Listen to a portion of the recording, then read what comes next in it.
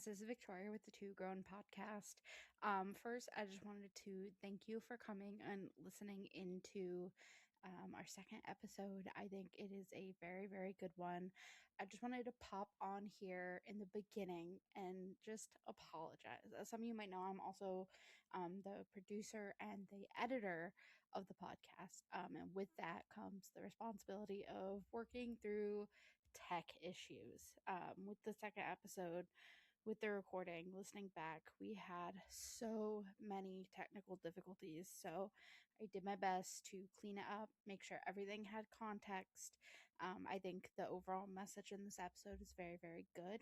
I just wanted to give you guys the context as to why it might seem like a little bit choppy. But I hope you guys bear with us. Next week's will be so, so much better, I promise. And I hope you enjoy the episode. Thanks for listening.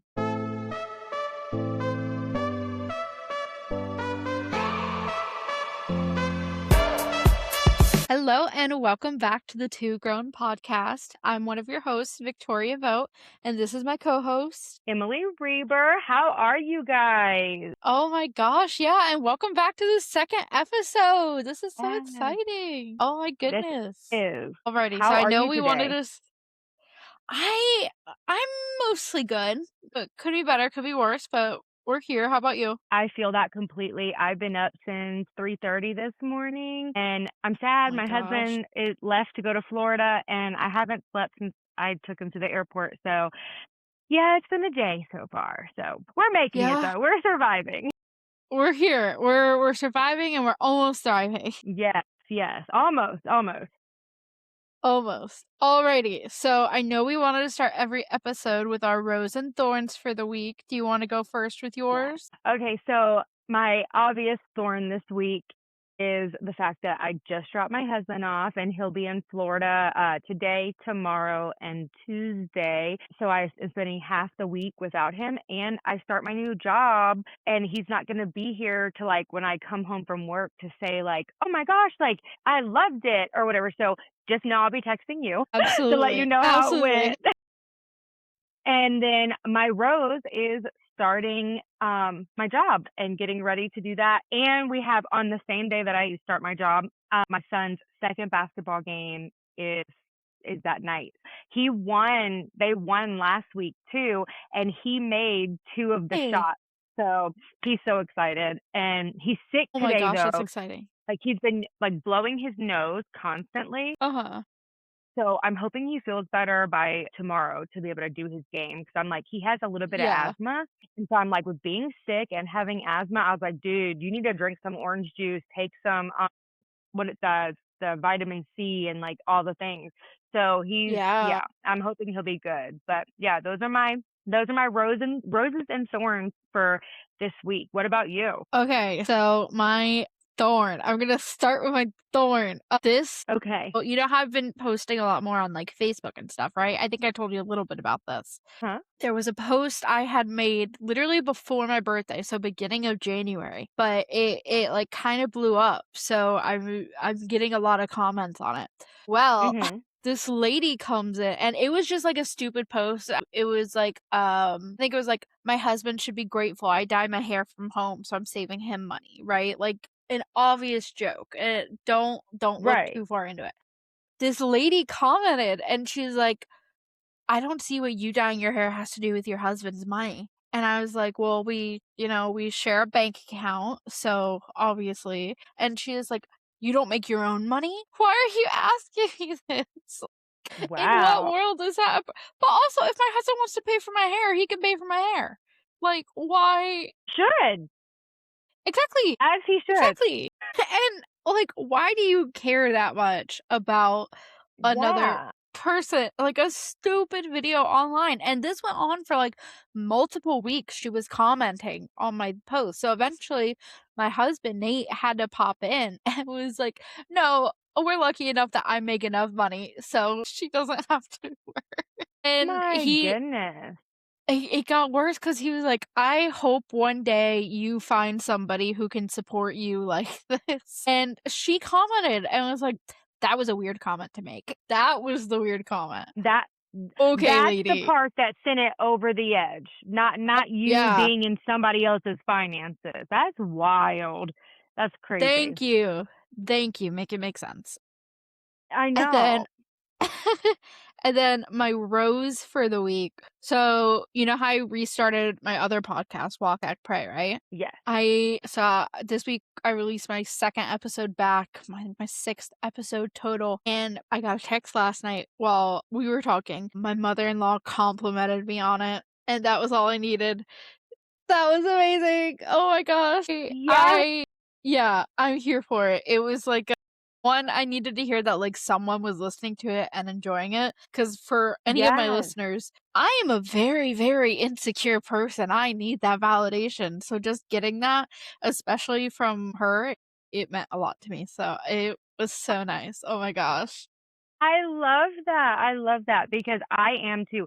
I am like probably the most insecure person about everything. Like I have been with my husband 15 years and I will still have days where I'm like, "Do you love me? Do you think I'm pretty?" Literally.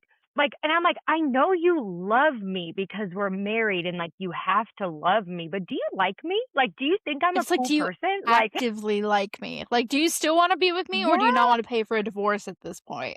Yeah, exactly. It's like, is it just because we have like the 5 kids and all the dogs and like all the things, like, Exactly. is it just easier to stay together? Is that why you're with me? And he's like, Emily, stop. He's like, "No, I would divorce you in a heartbeat if I wanted to, Emily. Calm down." Yeah. I know he'll be like, girl, don't you know it makes my life a lot easier to like have a 1-bedroom apartment and just take care of myself and like just send you some child Oh my support and see gosh. my kids on the weekend? He was like, that would Oh make my my life gosh. easy. Literally, that child support would go crazy though with the 5 boys, so I my know. gosh. I'd be like, I need like 1,000 per kid. Okay. Oh my god. Yes.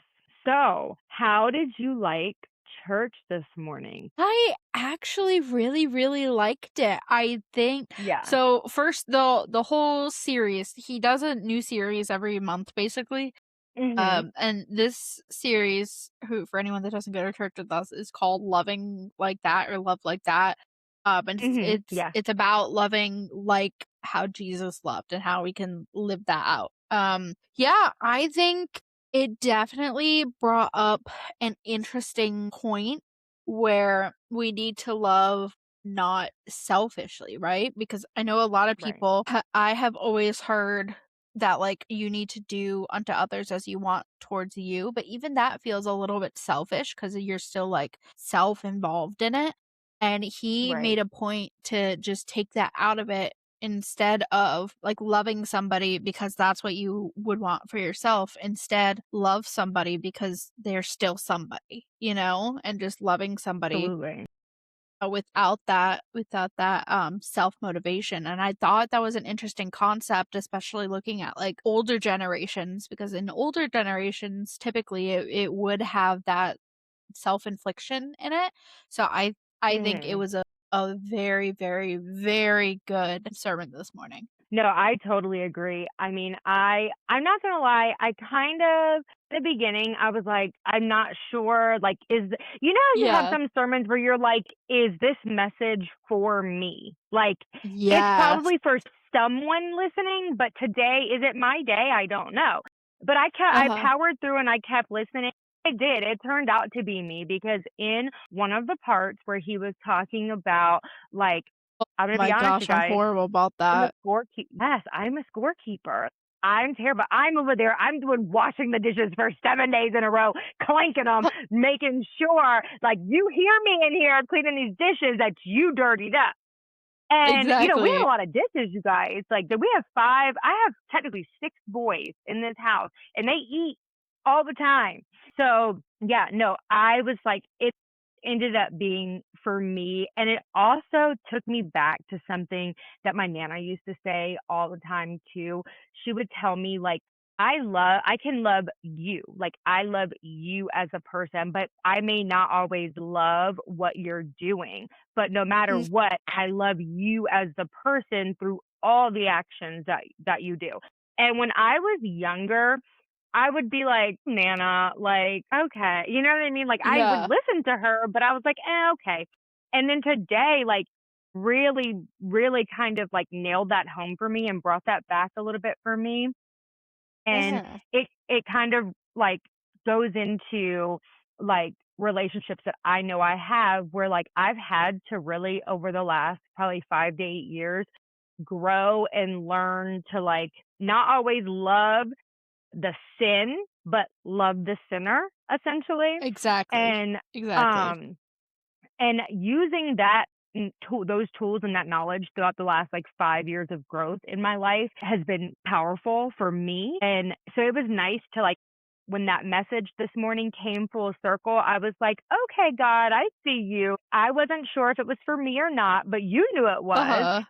and And they'll it just kind of just call you full out circle. immediately. Yeah. Yeah, Yes, no, for sure. because he was like, "Yeah, you've grown some, and you've been loving the sinner, hating the sin, but are you still loving selflessly?" And I learned this Exactly. morning that I don't always love like Jesus, and sometimes I need to do better to work on that. So it ended up being a message for me. So I really Yeah. enjoyed it too. Yeah, and I think that does bring up an interesting point as well, how we can make so much progress, but it still needs to be an active choice, not like a passive Mhm. thing. Like it doesn't automatically happen because we are not perfect. I know sometimes like I'll text you about frustrations that I'm having, and I Mhm. know I'm far from perfect with that, but I Yes. still need to like keep myself in check with it, you know? And I think I don't know, Yeah. I'm excited for the sermon series. I'm excited to see Me where it too. goes because I don't think it'll be, like, repetitive, like, "Oh, you need to love, you need to love, you need to love." I'm hoping he Mhm. actually, like, breaks down how to do that, you know? Yes, yes. I That's kind of what I'm hoping to take from it as well in the things that like I haven't really fully understood or been able to like capture for my life. I'm hoping that it helps me be able to like have a better foundation on how to love. And also too like I am also taking this as like a way like in my past like history with my family, Mhm. and so I'm learning to like even love myself selflessly, because sometimes you have to say, I love myself so I love this person and I want them to do well. We clearly cannot do well like being intertwined with each other. Like Mhm. I can love you and support you from afar and from a distance. And No, yeah, for sure. And I wanted to ask you, like, how do you think we or I gotta think of how to word it. Like, how do you think your opinion on that has changed or how your thoughts of that have changed over the years? Like, I know you're married for like 15 years. So, say with like your in laws or something like that. Like, how do you establish that as like to like normalize a relationship with them when it may not be like the easiest thing to do? okay, so I'm gonna like open up and be fully transparent. When I met my husband, we were both super, super young, and I was just some teenage girl that I'm sure his mother thought that I was just like the flavor of the month, and that we'd be together and then be faded out or whatever. Mhm. But that definitely was not the case. We were hot and heavy, yes, but also we found a slow burn in there somewhere as well. In the beginning, and I love you, Tabitha, but I'm just going to be totally honest. In the beginning, we hated each other. We had a moment where she came and was like, she said, so I can't remember what the like conversation was, but she pretty much said something to the effect of like, she called me a bitch. Like, and I don't think she was calling me a bitch. Like, now mind you, I'm a child, okay? Like Yeah. under the age of 18, she's a grown adult. And she didn't say it like, you're a fucking bitch. She didn't say anything like negative. She was like, something up, you know what I mean? Bitch, kind of like talking to me Like like, offhanded. Yeah. right, right. And it just kind of caught me off guard. And I was like, whoa. And I like, that's kind of what snowballed. And she was a very the same way that I was. You know, had Mhm. her son at 16. So her and Anthony essentially kind of grew up together. And I want to say she struggled with boundaries. She was also finding herself at that as well too, because she was going from wanting to be young and be able to relate to her kids, but also the other half of her, I guess, wanting to be adult, growth and grow through things. So I feel like she struggled with boundary. Like, when you're like, I'm going to be the cool mom. You know what I mean? You feel like I'm going Like to putting that let my label, kid, yeah. right. And I'm going to let my kids do this. So if I have a stripper party at my house, I don't care if my preteen son is sitting in the, like, because I'm the Crazy, cool yeah. mom. Yeah. Or like if my kids smoke weed, I don't care because I'm the cool mom. Everybody can come to my house and smoke weed. You know what I mean? Mhm. And like had that, I think she wanted, half of her wanted that, and then the other half of her was still trying to find her way in growing up and being the adult that she is now too. And I Mhm. was a child. No, I was immature as well. So I think there was just a lot of boundaries, like I talked to you about before, where she like would come in Anthony's room and be like all over him or all over the bed, and not because I think that she was like wanting a relationship with her son, but I think it was a way that in her mind she felt like I was taking away, like pulling him away. And she was like wanting to have little like reminders of like, oh, I'm still here. I'm not going Mhm. anywhere. But I had never, said I thought that that was the case. It was super, super weird. But anyway, so I just wanted to give you guys that backstory so you can understand where I'm coming from when I say all that tension, all that like not having boundaries, using vulgar language, and both of us just being immature, it just created a good like 5 year like time span where we hated each other. We would call each other, be cussing each other out, like cussing at each other on social media, like in messages and things.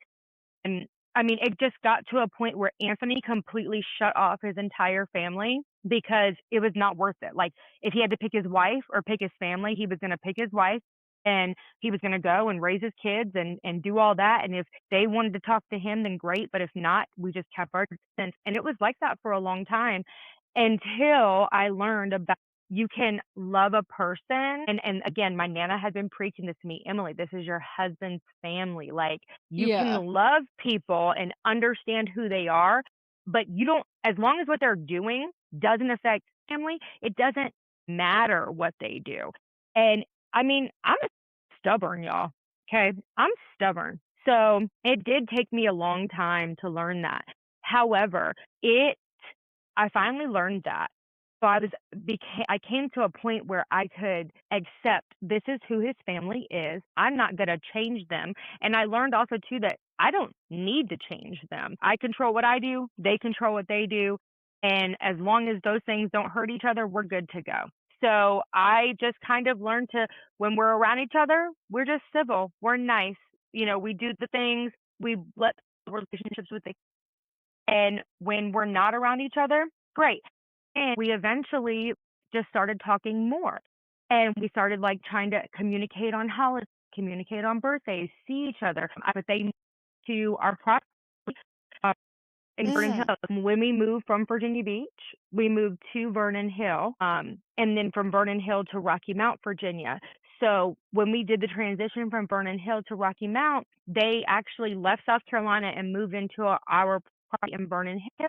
So that way they could be only like an hour from us instead of like 5 hours from us, so they could see us more Yeah. often. And so we started spending holidays together. And truly, like, I actually now have a friendship with his mother. To be honest, me and his mother speak more than they do. Me and his brothers speak more than they do. Honestly, me and Tabitha we were in Virginia Beach at the time. I was visiting, and she happened to be visiting too. And we had like a 2 day time span together where she was helping. It was when my mom was moving out of her house. Tabitha came and stayed and helped her clear out some of that stuff. And Yeah. it was when she did that big yard sale. And Yes. Uh-huh.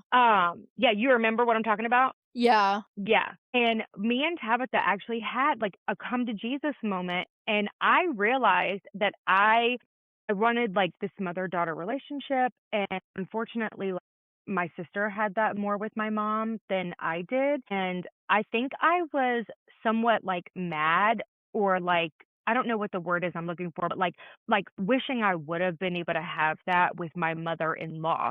So during that time that my mother-in-law was there for those 2 days Uh-huh. helping with the yard sale, I came to her and I said, Tabitha, I said, I think a lot of the reason that there was so much negativity and so much hate stemmed from the toxicity that I had with the relationship from my own mother. And I said, me and my mother were not very close. So it was very difficult to understand how close you were with your son because I didn't experience that from my mother. And I said, then I think that turned into, as I got older, I realized like wanted a mother-daughter relationship. I wanted a father-daughter relationship, but I didn't get either one of those because my mother just didn't have that with me. And she wouldn't tell me who my father was. So I couldn't have that with my father. And I was explaining all of this to Tabitha. And she was like, why don't we just start over? Like, I'm telling you. And she said, all we can do is go off each other's words. I'm telling you that I'm going to be genuine going forward. No more arguing, no more like little snarky comments and things like that. And I told her, I was like, the same for me. I'm genuine, no snarky comments, no ill intentions. And she looked at me and she said, if you're being honest, give me a hug. And I was like, I had never had someone like really want to embrace me in that way before. And it kind of felt super like I was kind of scared. I was like, well, I was apprehensive, but like something in me was like, Emily, just hug her. And we hugged, and we both were just crying and hugging. And ever since that moment, we've been okay. And we have built a real true bond from that day going forward. And that was like, I had started my walk with Jesus probably almost a year before that happened, or maybe yeah, almost like about a year before that happened. So I really felt like, that kind of made, when I was listening to the sermon this morning too, it kind of made me think about that and how far like I've come in learning to just love people at face value for who they are. And that people can love me at face value for who I am too. So yeah.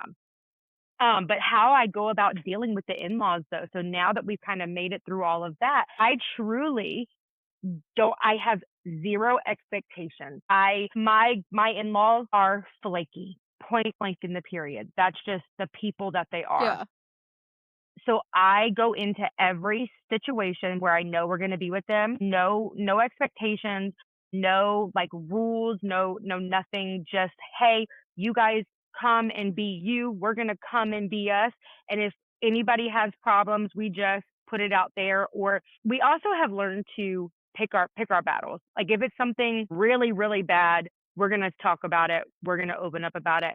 If not, we both parties have learned to kind of just brush some things under the rug and just say it's not that serious and move on. But yeah, so and I know you haven't been married as long as me or had to deal with in-laws as long as me, but how do you go about like integrating yourself in your husband's family and also allowing them to integrate, themselves into your life? So I think that is an interesting question, and it's interesting seeing the differences between ours because I had thought about it, and I think me and my in-laws have a very loving but surface level relationship, We don't call each other, we don't go out of our way to text each other, we don't I see them at holidays, I see them at, like, family meetups and stuff like that, but we don't call my mother-in-law. She I was super excited, she texted me about the episode, and my husband wasn't involved in that text, it wasn't a group chat. So, I think,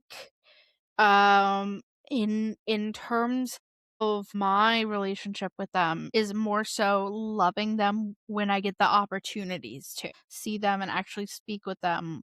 I think that's where the difference is. And because I've known them we're in 2026, so in May, it'll be 6 years since me and Nate met.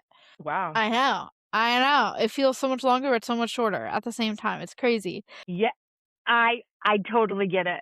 I totally get Oh it. my goodness, yeah, but I think some of it kinda stems from how me and Nate did get together because we did live together before marriage, and we moved in together after, like, 3 months of dating. It was really, really fast. So, I Yeah. think that in and of itself kinda created like, a barrier between me and my in-laws, and I'm Mhm. not like, I understand why, but I have almost become a little bit, like, not resentful, but that's really the only word that comes to mind. Like, I wish I could initiate a better relationship with them, but at the same time, I don't know how, you know? So, I don't know. It's Yeah. interesting. Absolutely. And we also live very different lives, and I know me and Nate probably live a different life than they originally wanted for him, because, like, he did grow up in the church, he did Mhm. grow up with, like, successful families, and just different life paths have separated us from that, like, ideal, but, I mean, our house is full of love, we are happy, healthy, safe, and loved, which is all I care about, at the end of the day. That's really the only important thing to me, that we're happy, healthy, safe, and loved. That's what I want for us and what I Mhm. want for everybody else. So, yeah, I don't know. Do you have any advice for, like, starting that relationship for me or for anyone else? Yeah, no, I actually do. And my advice is literally just reach out. Just do it. Even when it feels awkward, even when it feels uncomfortable, even when you like, cause like I said, I'm a very insecure person. So like there's been multiple times where I've had conversations with Tabitha and been like, is she being genuine? Is this really how she feels? She's probably hanging up and talking crap about me. Like, and I try to find common ground as well. Like Tabitha also likes makeup. So I will talk about makeup with her. Mhm. And one time we were like getting ready and she was like, "Oh my, I can't find my eyeliner." And I was like, "Oh, I have this cool trick." I was like, "I have a gel eyeliner." And I was like, since she didn't want to use, like, probably didn't want to use my same like eye brush or Yeah. whatever. And I was like, no big deal. I said, if you flip one of your eyeshadow brushes around and use the rounded part of your, like the Yeah. stick of your brush and dip it in the gel and then do your eyeliner, it works. It glides right on it. It's a no big deal. And I was like, just trust me. Yeah. And she did it. And she was like, "Oh my gosh, that's so cool. Thanks for teaching me that." Blah blah blah blah blah. Yeah. And so just trying to find some common ground. A big tip that I have that I had to learn, and again, this is it's super out of my comfort zone, and I'm sure out of a lot of other people's comfort zone, is differentiating a relationship that is your relationship with those people, Yeah. your bond with those people. That's not associated to I'm calling you because me and Anthony or you and Nate or whoever, right? Like I'm calling because sometimes like you just have to call and say, "Hey, I'm calling because I just wanted to talk." Or, "Hey, I'm calling because I saw this and I thought that you would love it or think it's cool." Or like even if it's not even that you call them, like you just maybe you see something on social media and you send it to them just as like a conversation starter. And even if you only have like a three-part exchange back and forth, it's like those little things that build Yeah. on. And once you define your own identity with them, like you two talking, it becomes easier to have your own relationship with them. And honestly, once you learn them more and you start to understand the backgrounds that they come from or why they feel about things that, like, maybe at first you only saw surface level of like, that's their opinion, Mhm. but now you're starting to learn why they have those opinions. It truly can be eye opening just for you as a person to gain someone. Like, don't get me wrong, it's they're always going to be Nate's like mother, father-in-law, mother-in-law, Mhm. right? But at some point too, they'll start to like look at you as an individual and think when Nate have an argument or something, maybe they might not always agree with Nate because maybe Nate is wrong, even though that's their person. Yeah. They might be, but Victoria actually is right in this situation. And so it's very cool to like when you start to build your own foundation with your significant others, significant people. Yeah, I don't know. See, I think and that's where I struggle with taking the initiative to start that because, like, I don't even do that with Hmm. my own family. I love my family so, so much. I talk to my mom more than I talk to my dad, but that's just because I don't know, I think we just have that more relationship, and we didn't always, but it's grown like that. But I think because like I don't take initiative to like talk to my brother or my sisters, I would like to, but I don't know, I'm such like a saying introvert isn't enough, right? Like I'm such a Right. there's a shell of me that I have, like, online persona, like, where I'm okay with posting, like, stupid little videos or, like, doing podcasts like this, like, I'm fine with it, Mm, but having that personal relationship people, it brings up, like, so much insecurity within myself and so much just, like, this, like, tumultuous energy. I don't know, I think that's where I yes. struggle with it. Yeah, I don't know. Yeah. Yeah, no, that totally makes sense because, like, at the end of the day, your family's gonna love you because they're your family, Exactly. and even if they're like, "Girl, you're crazy," they're still gonna love you. Exactly. But you have to, like, when it comes to somebody else's people, you're like, "Oh, I don't." But I've learned at the end of the day, the same way, like, they're gonna be who they are, and I'm gonna like them or love them or not, I'm gonna be who I am, and they're gonna like me or love me or not. And you're I'm not good at just yet, but I'm still working on it. Uh-huh. And like, and just going into situations and being like, it is, take me as I am Yeah. or don't. I think that's just what I'm gonna have to do. I think just the almost like forcing myself upon the forcing a relationship with them. At the end of the day, I think I that's know. what it's gonna have to be, and it'll be interesting. Absolutely. Yeah. I mean, let them know, like, hey, I'm not going anywhere. Yeah, no, that's facts. Nate stuck with me. I told him I am the only wife he will ever Yeah. have. Ever. Yeah. Right. Oh my So, yeah, gosh. I mean, they will have to. Yeah. But anything else? Love, in laws, you want to add? No, do you have any like questions or statements for me or anything like that? Curious, has there been a time where, like, you have felt like, okay, I may not like agree with what the person is doing or but yet you chose to take the high road and love them through it anyway, even if you had to love them from afar?